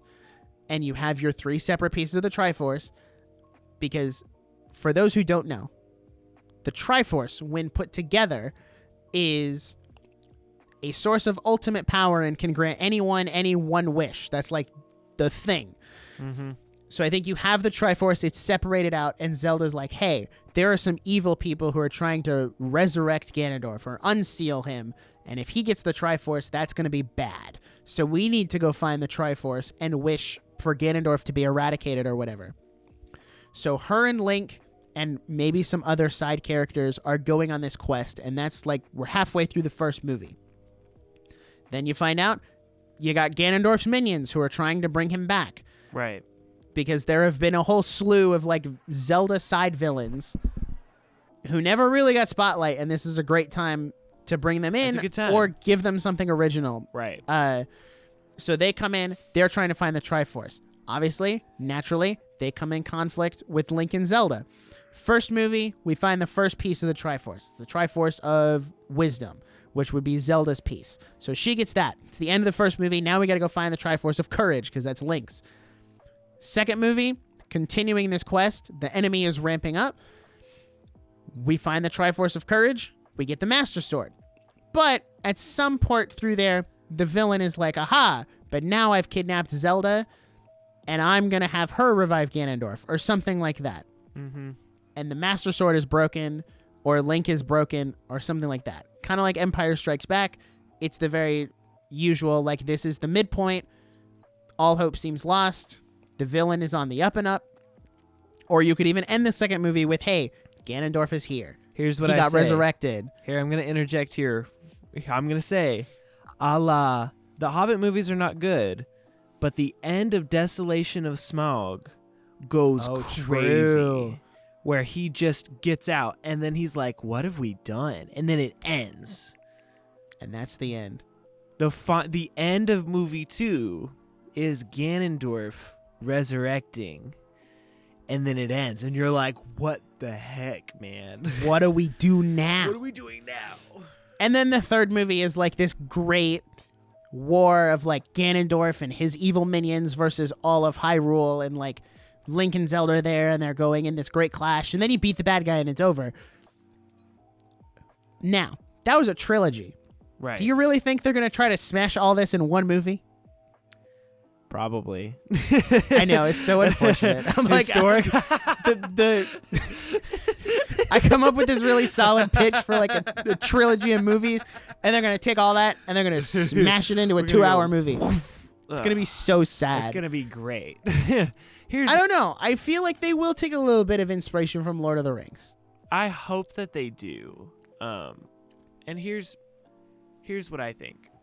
I think if they don't, we should just make our own Zelda movie. True. Let's Copyright just make laws, be darned. We're gonna do it. We're doing our own Zelda movie. It's happening. Maybe if we do it better, they'll just buy it from us. I mean, then that'll be the official Zelda movie. They let that kid work on the Spider-Verse movie. He did the Lego stop movie. That's he did true. the Lego stuff. So, who's to say we don't do that? So, Fancast, here we are. Fancast time. Oh, let's go. Boy. All right, right. let's start with the obvious one. Just say it. Let me start by saying we're only fan casting Link, Zelda, and Ganondorf because those are the most important ones. Right. Anyone else, it doesn't really matter. That's based. So, we've got a decent amount of choices for each one. I think we have the most for Link. Yeah. Which is funny. Because that's probably the most pressure. I feel bad for whoever they cast because there's so much pressure. Because everyone's like, is Link going to talk? Is Link going to talk? And I'm like, guys, yeah. He has to. Yeah. That's why they're making a movie. You mean he's not going to... He's going to be a silent protagonist, which is possible, but I don't think it could be really interesting. I don't think that's But I don't think that's the way they're going to go. They're going to want this to go, No. All right. Let's get the obvious out of the way. It's on the thumbnail. Tom Holland as Link, which is like, it came up as a joke Like, it was a joke that someone AI generated or like photoshopped Link into being Link. Or not Link, they photoshopped Tom Holland. It's not AI, it's Photoshop, because this came out like years ago, before AI was a thing. Tom Holland is Link. Honestly, this might be controversial. I think it'd be fine. I think Tom Holland has the range and the acting skill to pull off a role like that. Because he's got the humor, he's got the lighthearted side, but as we saw in No Way Home, which as much as I don't like that movie, he did an incredible job acting in that movie. And he's a really talented actor. So say what you will about Tom Holland as Link. I think that's the most likely option because Avi Arad has worked with Tom Holland a lot. So if anyone knows the acting chops of Tom Holland, it's going to be the producer for this movie. I feel like Tom Holland is falling into a same boat as Chris Pratt, like we were talking about earlier, where we're just like, why does he have to be in everything? Like, see, you say that though, but I haven't seen Tom Holland in anything. That's the other thing, though. In a hot minute, he's really not. Ever since Spider-Man Wrapped, he hasn't been doing a whole lot, which I think is going to work in his favor. And so, I'm not opposed, but I also think and this will go into my next pick. I think casting a small actor for Link is probably a good move because you have if I see Tom Holland as Link, I'm going to go, oh, it's Tom Holland. That's not Link, that's Tom Holland. And so I think if you in the similar way that we were like, give the director a shot, give a producer, whatever, give some punk blonde kid a shot at being Link. That would go crazy. This could be his breakout role, and you would say, wow, where has this guy been? He's such a good Link, and you're not you're not like, oh, that's Tom Holland. He would be Link. That's what he would be known for, assuming it's pulled off. I think that's what I would ideally want, but I also know you need a big name to get butts in seats. And so it's But does that big name have to be Link? That's another thought is you could cast a nobody as Link, but then have your main villain be someone massive. And you're coming to see that main villain. So you could have Link and Zelda be lesser known people. Yeah. And then have Ganondorf be this great big actor like The Rock. Just kidding. Not actually, but as an example. So my ideal Link is a nobody, essentially. I don't want a big actor to be Link. I think that also would have swayed people having this pressure and expectation put on Link. So. Which is ironic because that's the reason Link doesn't speak in Breath of the Wild, is because he has a lot of expectation and pressure, so he just doesn't say anything. Yeah. So it's very interesting that we now, in real life, are putting all of this on the actor who's going to play a character who's going through a very similar thing. Right. That's so funny. But if it was live action, it'd be Chris Pratt. That's what I'm going to say. Obviously. I think Link is Chris Pratt, either Chris Pratt or Jared Leto. He just did such a good job in Morbius. I can't believe you put that on here.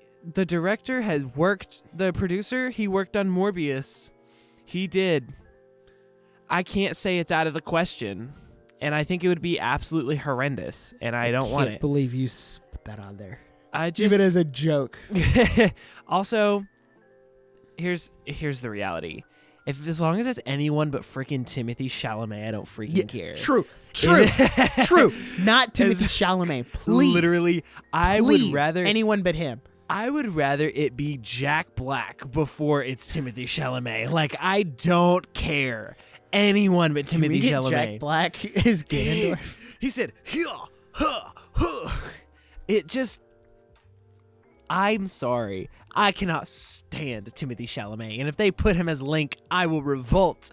He's so generic. We will be boycotting the Zelda movie if that happens. Oh my gosh. He I'm gonna plays pull the up same Google. character in everything.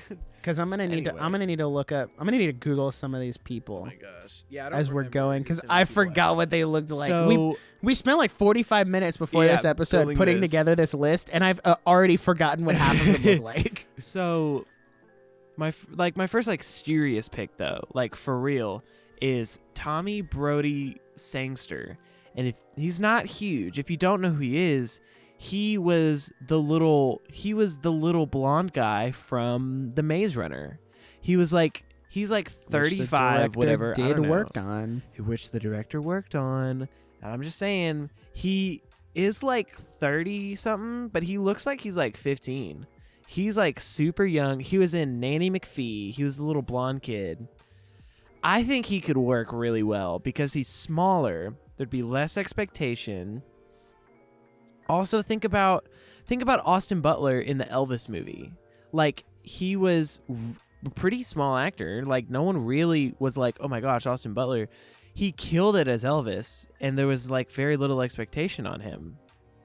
And so I feel like that's what I'm saying. Tommy Brody Sangster, he's got that little blonde kid energy that Link has. So put him on there. Okay.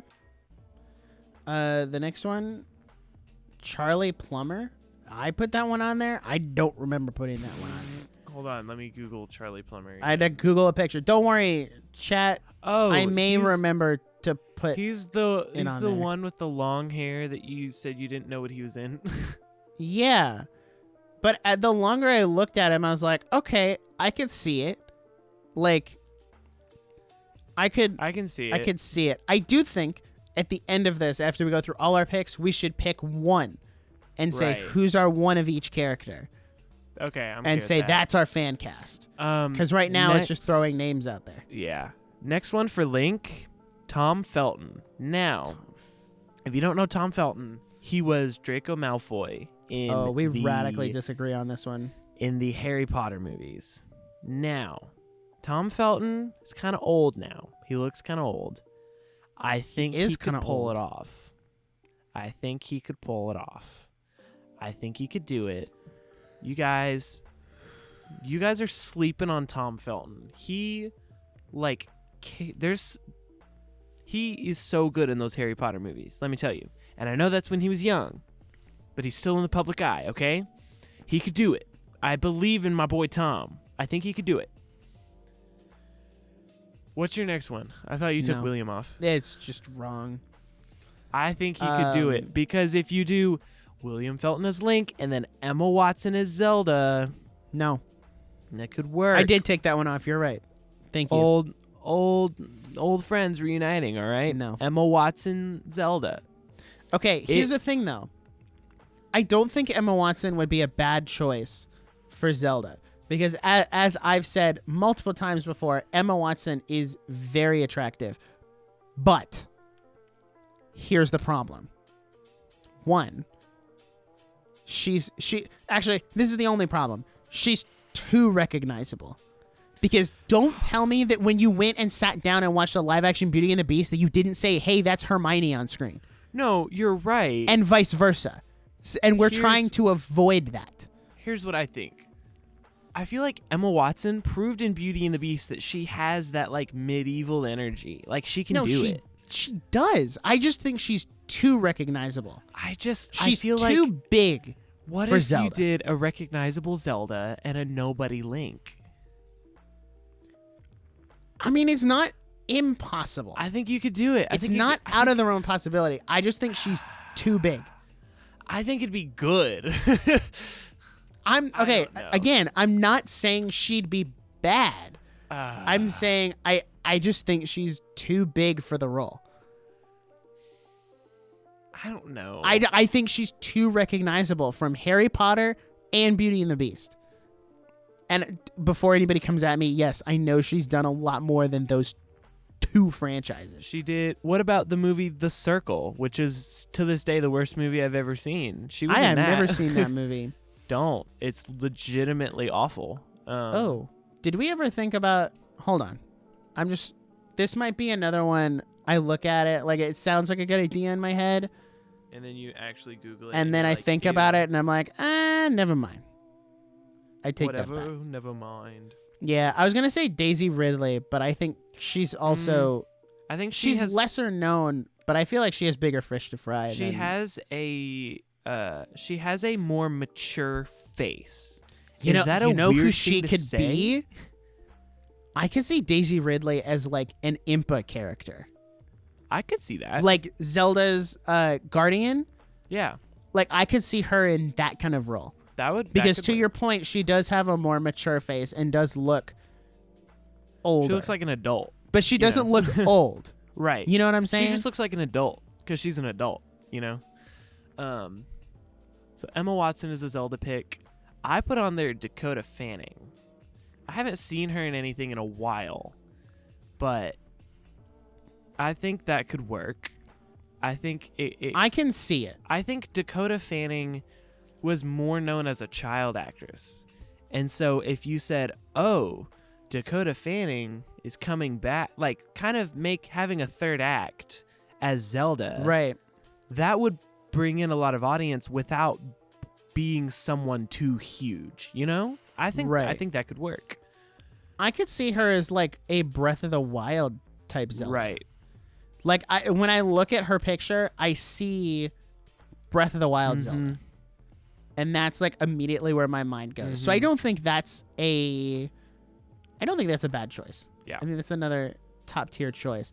Ooh. Okay, the next two are my pick. The next Have you looked up 3 are your pick. not the next one? Yeah. Have you looked up the one after that? You know who that is? Yeah, that's the chick from FNAF. Shut up. Okay. You know I Hear don't me like out, her. Hear me out. Hear me out. Hear me out. Hear me out. Elizabeth Lale. I think she could do a good Zelda. She was the security guard in the Five Nights at Freddy's movie. She was Vanessa. I think she could do a good Zelda. I disagree. I'm just saying. But she's been in so much more than just FNAF. Yeah. She was Anna in Once Upon a Time, the TV show. Which was a good show, by the way. That is actually really Until good. like season 9. Yeah. It kind of fell off towards the end. They're just like, whoa. Yeah. The first I'm season's just saying, I feel like I'd need to watch something else she was in, but I feel like there's potential there. I just didn't like her in the FNAF movie, which probably isn't I even know her you fault. didn't like her It's in the definitely FNAF a writing movie. problem more Calm than... down. What a loser. But I don't know. And then Anyway. you put McKenna Grace, who is kind of a younger McKenna pick. Grace. Yeah. She was what was the Chris Evans movie she was in? She was in okay. This kind of threw me for a loop. She was the kid, like the main kid from the new Ghostbusters. What? Yeah, the one with Paul Rudd. That was her. I didn't know that was Shut her. up. Because the only thing I've seen her in is Fuller House. She plays the little blonde kid that like he has a crush on. That is not I think her. she could. It is. Oh my gosh. It's crazy. But Get she's outta also here. like, what, 19? Yeah. She's That's 17. That's a younger pick. So she fits like right in yeah. that younger. If you wanted to go for, because my assumption here is we're going for teenage Link and Zelda, because that's kind of where they're always at in the games, is somewhere between like 17 and mid 20s. Right. You're like So 17 finding- to 22 is like your general range for actors here. So I mean, she's 17. I could see it. This is when I got like a suggestion from a YouTube comment when I was on the Nintendo Prime podcast, and I thought, oh, that's actually not That could work. a bad pick. So those are our. Is that all the Zeldas? Oh no, we missed the last one. You got to talk about Freya Allen. Freya Allen. This is one I stole from Reddit, which is the Yeah. only time I've been thankful to Reddit. So she was in The Witcher on Netflix. So she's done the medieval fantasy stuff, Yeah. but she's also apparently in Kingdom of the Planet of the Apes, which is Wes Ball's most recent movie. So if he's starting to look for people to be in his Zelda movie, I think she would be pretty high up on that list, I think assuming she she could work. did well in Kingdom of the Planet of the Apes. Right. Obviously, we haven't seen it yet. I don't know. I but- think she could fit the role. I do too. I think that's another pretty solid choice Yeah, I agree. for Zelda. I agree. All right, now we're on to the Ganondorf, Ganondorf. which I think is the hardest part This is the hardest part. because we have the least amount Yeah, for Ganondorf. this is hard. Why don't you tell us about your lack of Zelda knowledge? Because this is where we Shut up. really got into it. Shut up. You Go you ahead. first. Go ahead. No. Go with the last I'm one. not- Go with the okay. last one. No, Justify I your don't last wanna- one because that was your pick. Go ahead. You go first. Okay, fine. I don't I'm just want gonna to. stick with I don't the wanna. the trend of the photoshopped posters. I think Idris Elba would make an insane It Ganondorf would be really good. because he's like, he has a presence. Like he's Right, a he can be physical presence terrifying. when he's Yeah. in the room. He's scary, man. He's got the voice. Like he could do a really. He'd be a really good villain. He could do Also, it really well. My argument was that Ganondorf should be someone of a darker skin tone because in the games, Ganondorf is from the desert. So, if you think about that logically, you have You your know. answer. Right. And then Jackson had to come in with his 2 picks. So go ahead. Stop. Continue. Okay. I don't know if this is problematic. Hear me out.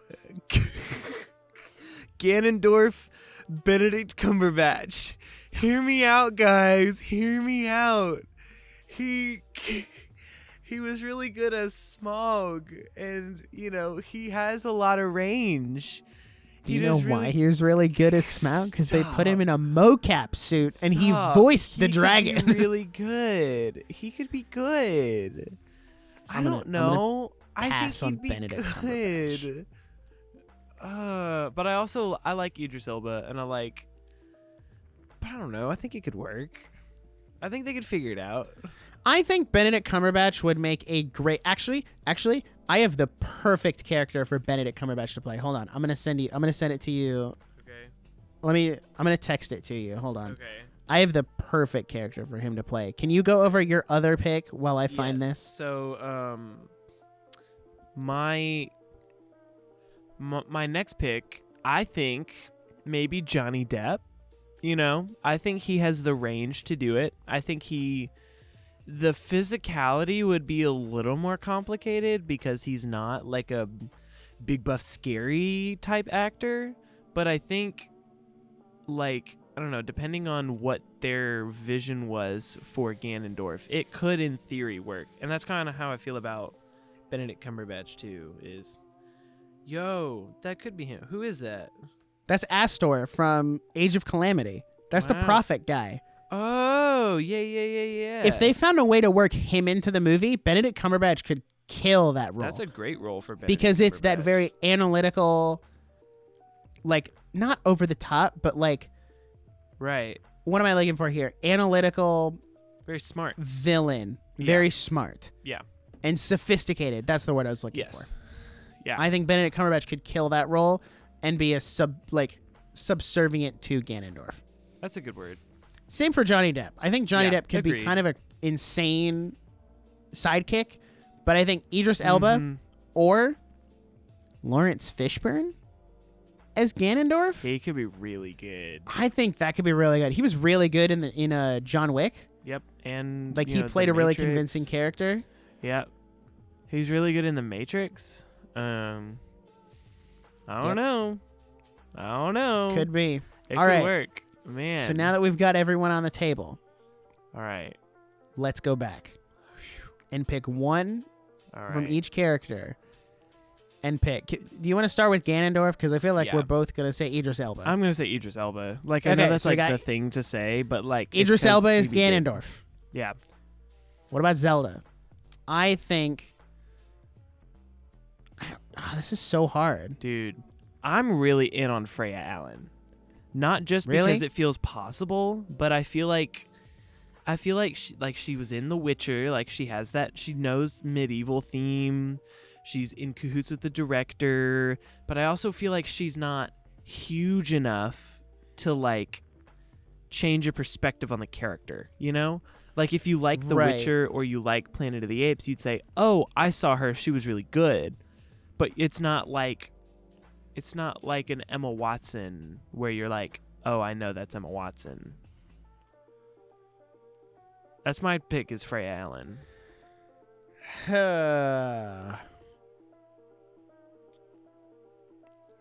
I don't know. I think I gotta go with McKenna Grace. Yeah.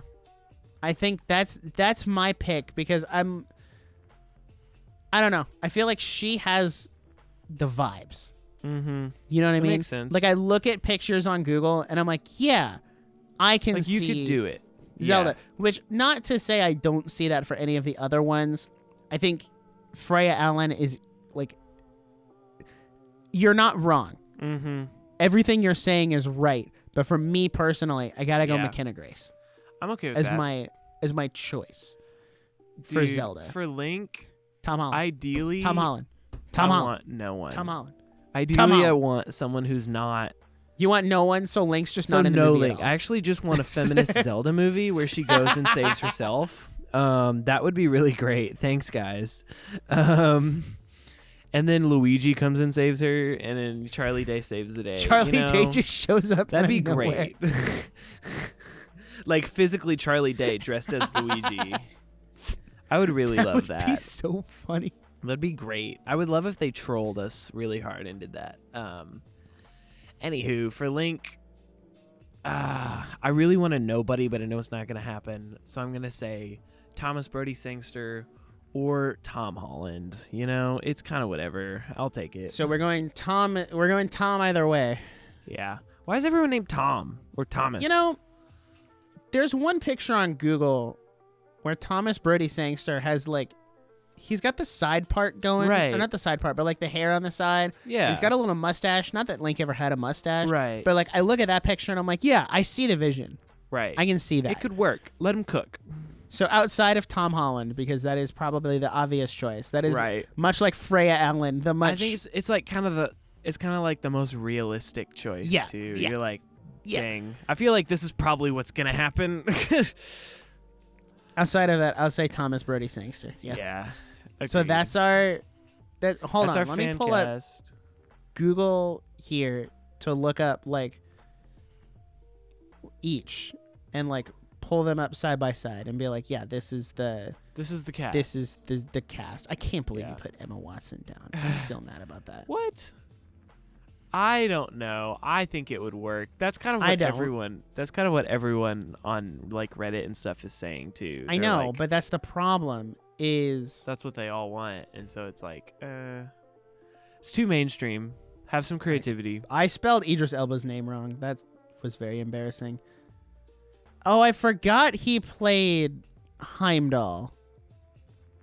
In I didn't what? know that was Idris Elba in Thor. Oh yeah. He was Heimdall. I didn't know that. Huh. I mean, I probably did Wow. somewhere deep Yeah. down. Dang. All right, I'm looking through it. This is a pretty solid cast here. I think it could work. I think it's solid. All right, Nintendo. You heard it here first. We got your cast for you. We already All did all the right. work. You're welcome. There you go. You're welcome. By the way. But hey, unless there's anything else you'd like to add, I feel like that was a pretty good retrospective on We're going to what have we to come know. back to this when we have an actual cast. I feel like, yeah, maybe not a whole episode, but like we could go back to it. Part of an definitely. episode. I think having a cast by the end of next year is not too unrealistic. I don't think so. Because I think they'll be filming by end of next year anyway. Yeah. I feel like this might be the most content we've ever gotten out of nothing to go off of. Like this is We really have wholeheartedly. This is like we an turned it into hour. a 2-hour episode. It's like 2 hours of speculation. Like for real. We're truly living this Zelda YouTuber experience.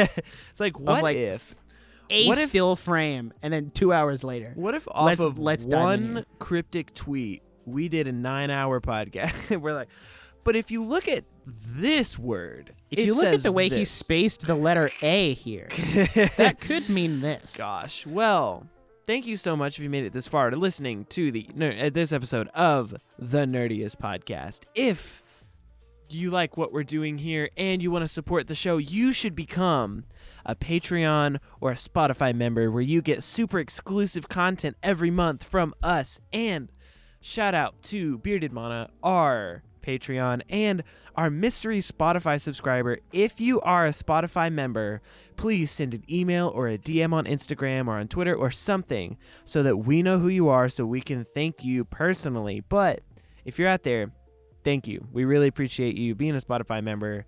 Super cool. But if you're low on cash, like we all are, that's okay. The best way you can support the show in that way is giving us a 5-star review, subscribing on YouTube, and sending the show to a friend that you think would enjoy it. And just also, word of mouth is the best way for us to grow. So make sure you tell your friends and send them the show if you think they like it. So we will see you next week. Thank you for joining us today. Until next time, bye.